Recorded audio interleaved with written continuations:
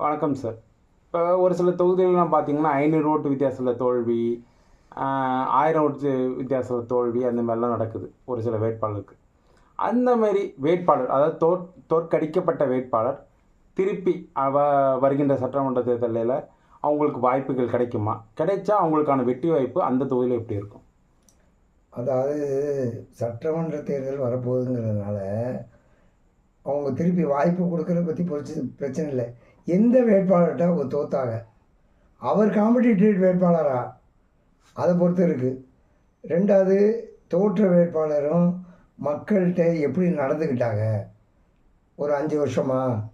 மக்களோட கலந்து மக்கள் பிரச்சனைய பார்த்தாங்களா? அப்படின்னா தான் சக்சஸ் ஆகும். இவர் வந்து எலெக்ஷனுக்கு மட்டும் வந்து நின்னு அ நின்னுப்புட்டு, திருப்பி திருப்பி வீட்ல போய் படுத்துக்கிட்டு, அடுத்த எலெக்ஷன் வந்து நின்னா, அது எவ்வளோ பெரிய கட்சியா இருந்தாலும் சரி, மக்கள் வந்து மாற்றத்த தான் பார்ப்பாங்களே ஒழிய, அந்த ஓட்டு போட்டு இவர ஜெயிக்க வைக்கணும்னு நினைக்கவே மாட்டாங்க. மக்களோட பயணிக்கிறது யாரு? அது தோற்றவரா, வெற்றி பெற்றவரா இல்ல. முதல் எலெக்ஷன்ல கேண்டிடேட்டோட தன்மை வேற. வரப்போற எலெக்ஷன்ல மக்கள் எதிர்பார்க்கிறதை இவர் செய்வாரா?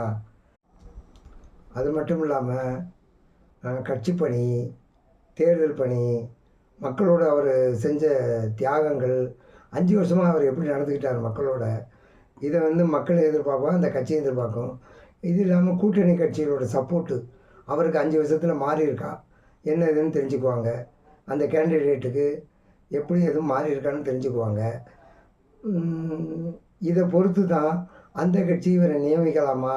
இல்ல வேறு ஒரு வேட்பாளருக்கு இந்த 5 வருஷத்துல இன்னொரு வேட்பாளர் அதிக பணி செஞ்சு அதே கட்சிக்கே, அதே மக்கள் இடத்துல இடம் பெற்றிருந்தா, ஏன் இவர குடுத்துட்டு தோத்தவர புடிச்சுக்கிட்டு நம்ம ஏன் கட்சிக்கு குடுப்பானே?